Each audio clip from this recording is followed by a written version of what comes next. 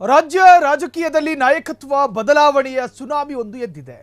November ಕ್ರಾಂತಿ ಮಧ್ಯೆ ರಾಜ್ಯಕ್ಕೆ ರಾಹುಲ್ ಗಾಂಧಿ ಎಂಟ್ರಿ ಕೊಡ್ತಿದ್ದಾರಾ? ಫ್ರೀಡಂ ಟಿವಿಯಲ್ಲಿ ಮತ್ತೊಂದು ಮಾಸ್ಟರ್ ಪೊಲಿಟಿಕಲ್ ಎಕ್ಸ್ಕ್ಲೂಸಿವ್ ಆದಂತಹ ಸುದ್ದಿ. ರಾಜ್ಯ ರಾಜಕಾರಣದಲ್ಲಿ ನಡೆಯುತ್ತಿರುವಂತಹ ಬೆಳವಣಿಗೆಯ ಅತ್ಯಂತ ಮಹತ್ವದ ಡೆವಲಪ್ಮೆಂಟ್ಗಳನ್ನು ಹೇಳ್ತಾ ಇದ್ದೀವಿ.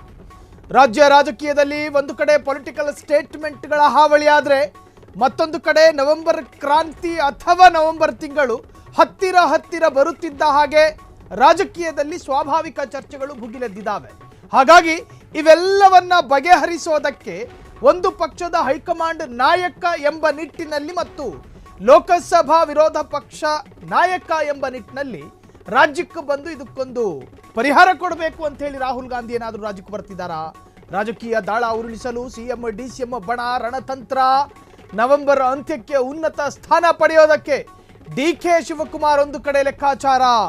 ಶಾಸಕರ ವಿಶ್ವಾಸದ ಜೊತೆ ರಾಹುಲ್ ಗಾಂಧಿ ಮನೆಗೆಲ್ಲುವುದು ಕೂಡ ಡಿಕೆ ಪ್ಲಾನ್ ಆಗಿತ್ತು. ಸಂಪುಟ ಪುನರ್ರಚನೆ ಮಾಡಲು ಸಿಎಂ ಸಿದ್ದರಾಮಯ್ಯ ತಯಾರಿಯ ಪತ್ರ. 10 ರಿಂದ 15 ಬದಲಾಯಿಸಲು ಸಿಎಂ ಸಿದ್ದರಾಮಯ್ಯ ಪ್ರತಿತಂತ್ರ. ಸಂಪುಟ ಪುನರ್ರಚನೆ ಆದರೆ ನಾಯಕತ್ವ ಬದಲಾವಣೆ ಇಲ್ಲ ಎಂಬ ಸಂದೇಶ. ಈ ಬಗ್ಗೆ ರಾಹುಲ್ ಜೊತೆ ಚರ್ಚೆ ನಡೆಸುವ ಸಾಧ್ಯತೆಗಳಿದ್ದಾವೆ. ರಾಹುಲ್ ಗಾಂಧಿಯ ಜೊತೆ ಚರ್ಚೆ ನಡೆಸುವ ಸಾಧ್ಯತೆ.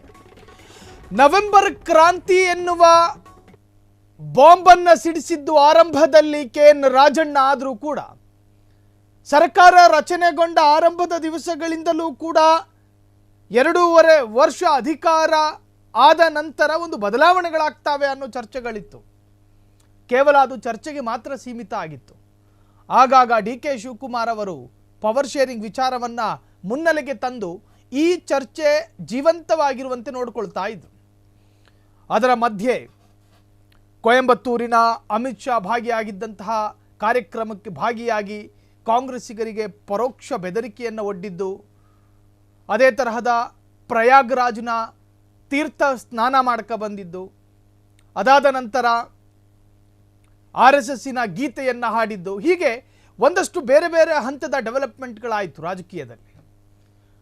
ಎಲ್ಲೋ ಒಂದು ಕಡೆ 2028ರ ಚುನಾವಣೆಯಲ್ಲಿ ನನ್ನ ನಾಯಕತ್ವದ ಎಲೆಕ್ಷನ್ ನಡೆಯುತ್ತೆ ಎನ್ನುವಂತಹ ಭಾಷಣಗಳು ಕೇಳತೊಡಗಿತು ಡಿಕೆ ಶಿವಕುಮಾರ್ ಅವರದ್ದು. ಕರಾವಳಿ ಭಾಗಕ್ಕೆ ಆಗಾಗ ಪ್ರವೇಶ ಮಾಡೋದಕ್ಕೆ ಶುರು ಮಾಡ್ಕೊಂಡ್ರು ಡಿಕೆ ಶಿವಕುಮಾರ್. ಮಂಗಳೂರಿನಲ್ಲಿ ನಡೆಯೋ ಮದುವೆ ಮುಂಜಿ ನಾಮಕರಣ ಪ್ರತಿಯೊಂದಕ್ಕೂ ಕೂಡ ಹೋಗೋದಕ್ಕೆ ಶುರು ಮಾಡ್ಕೊಂಡ್ರು ಡಿಕೆ ಶಿವಕುಮಾರ್.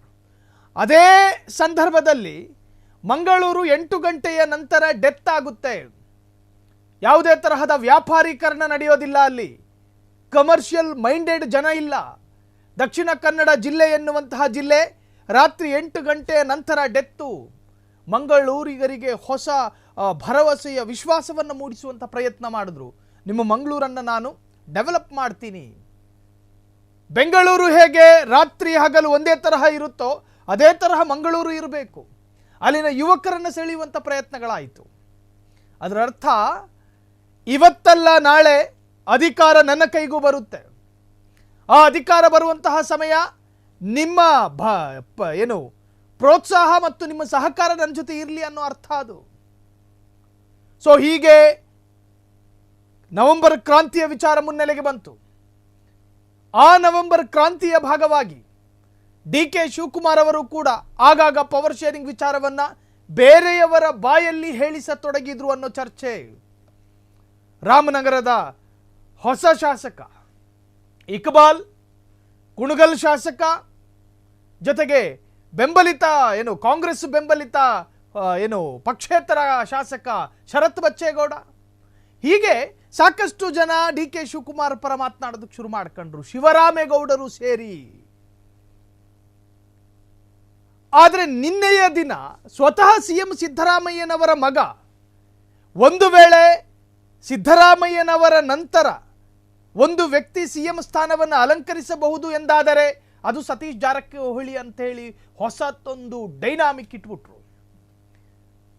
ಡಿಕೆ ಶಿವಕುಮಾರ್ ಅವರ ಕನಸಿಗೆ ಭಂಗ ತರುವಂತಹ ಸ್ಟೇಟ್ಮೆಂಟ್, ಡಿಕೆ ಶಿವಕುಮಾರ್ ಅವರ ಆಸೆಯ ಗಣ್ಣಿಗೆ ಮರಳೇರಿಸುವಂತಹ ಪ್ರಯತ್ನ ಅನ್ನೋ ತರಹದಲ್ಲೂ ಕೂಡ ಚರ್ಚೆಗಳು ಶುರುವಾಯಿತು. ಈ ಎಲ್ಲ ಡೆವಲಪ್ಮೆಂಟ್ಗಳನ್ನು ಹೈಕಮಾಂಡ್ ನಾಯಕರು ಗಮನಿಸ್ತಾ ಇದ್ದಾರೆ. ಹಾಗಾಗಿ ಈ ಹಿಂದೆ ಸುರ್ಜೇವಾಲರವರು 2-3 ಸಾರಿ ಕರ್ನಾಟಕಕ್ಕೆ ಹೋಗಿ ಬಂದರೂ ಕೂಡ ಯಾವುದೇ ಪರಿಹಾರ ಸಿಕ್ಕಿರಲಿಲ್ಲ. ನೋಡಿ, ಸುರ್ಜೇವಾಲಾ ಬಂದ ನಂತರವೂ ಕೂಡ ಚರ್ಚೆಗಳು ನಡೀತಾ ಇದೆ. ಹಾಗಾಗಿ ನೇರವಾಗಿ ರಾಹುಲ್ ಗಾಂಧಿ ಎಂಟ್ರಿ ಕೊಟ್ಟರೆ ಈ ಒಂದು ಚರ್ಚೆಗೆ ಕೊನೆಗಾಣಿಸಬಹುದು ಎನ್ನುವಂಥ ಪ್ಲಾನ್ ಹೈಕಮಾಂಡ್ ನಾಯಕರದ್ದ ಗೊತ್ತಿಲ್ಲ. ಅಥವಾ ಡಿ ಕೆ ಶಿವಕುಮಾರ್ ಜೊತೆ ಒಂದು ಸುತ್ತಿನ ಮಾತುಕತೆ ಮಾಡೋದಕ್ಕೆ ಬರ್ತಿದ್ದಾರೋ ಗೊತ್ತಿಲ್ಲ. ಸಿದ್ದರಾಮಯ್ಯರ ಕ್ಯಾಬಿನೆಟ್ ಪುನರ್ರಚನೆ ಆಗೋದಕ್ಕೆ ಮುಹೂರ್ತ ಫಿಕ್ಸ್ ಮಾಡೋದಕ್ಕೆ ಬರ್ತಿದ್ದಾರೋ ಗೊತ್ತಿಲ್ಲ. ಕೆಪಿಸಿಸಿ ಅಧ್ಯಕ್ಷ ಸ್ಥಾನ ಡಿ ಕೆ ಶಿವಕುಮಾರನ್ನ ಬದಲಾಯಿಸೋದಕ್ಕೆ ಬರ್ತಿದ್ದಾರೋ ಗೊತ್ತಿಲ್ಲ. ನವೆಂಬರ್ ಕ್ರಾಂತಿಯ ಮುಂದುವರಿದ ಭಾಗವಾಗಿ ಸ್ಟೇಟ್ಮೆಂಟ್ ಕೊಡೋದಕ್ಕೆ ಬರ್ತಿದ್ದಾರೋ ಕುತೂಹಲದ ಪ್ರಶ್ನೆ. ಸೊ ಹಾಗಾಗಿ ರಾಹುಲ್ ಗಾಂಧಿ ಕರ್ನಾಟಕಕ್ಕೆ ಎಂಟ್ರಿ ಕೊಡಲಿದ್ದಾರೆ. ಬರುವ ತಿಂಗಳು ಅಥವಾ ಈ ತಿಂಗಳ ಅಂತ್ಯಕ್ಕೆ ರಾಹುಲ್ ಗಾಂಧಿ ರಾಜ್ಯಕ್ಕೆ ಬರ್ತಾರೆ ಎನ್ನುವಂಥ ಚರ್ಚೆಗಳು ನಡೀತಾ ಇದೆ. ಸೊ ಹೀಗಾಗಿ ಅವರವರ ಬಣ ಒಂದು ತರಹದ ಅಖಾಡಗಳನ್ನು ಸಿದ್ಧತೆ ಮಾಡಿಕೊಳ್ತಾ ಇದೆ. ಸಿದ್ದರಾಮಯ್ಯರ ಬಣ ಗಟ್ಟಿಯಾಗೋದಕ್ಕೆ ಪ್ರಯತ್ನ, ಡಿ ಕೆ ಶಿವಕುಮಾರ್ ಅವರ ಬಣ ಪ್ರತಿತಂತ್ರ ಹೂಡೋದಕ್ಕೆ ಪ್ರಯತ್ನ. ಈ ಪ್ರಯತ್ನಗಳು ವಿಪರೀತವಾಗಿ ರಾಜ್ಯದಲ್ಲಿ ನಡೀತಾ ಇದೆ. ಸಮಸ್ತ ನಾಡಿನ ಜನತೆಗೆ ದೀಪಾವಳಿ ಹಬ್ಬದ ಹಾರ್ದಿಕ ಶುಭಾಶಯಗಳು.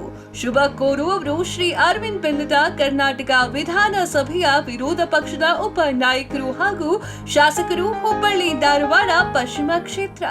ಕ್ಷಣ ಕ್ಷಣದ ಸುದ್ದಿಗಳಿಗಾಗಿ ಫ್ರೀಡಂ ಟಿವಿ ಸಬ್ಸ್ಕ್ರೈಬ್ ಮಾಡಿ, ಲೈಕ್ ಮಾಡಿ ಹಾಗೂ ಫಾಲೋ ಮಾಡಿ. ಹೊಸ ಸುದ್ದಿಗಳ ನೋಟಿಫಿಕೇಶನ್ಗಾಗಿ ಬೆಲ್ ಐಕಾನ್ ಮೇಲೆ ಕ್ಲಿಕ್ ಮಾಡಿ.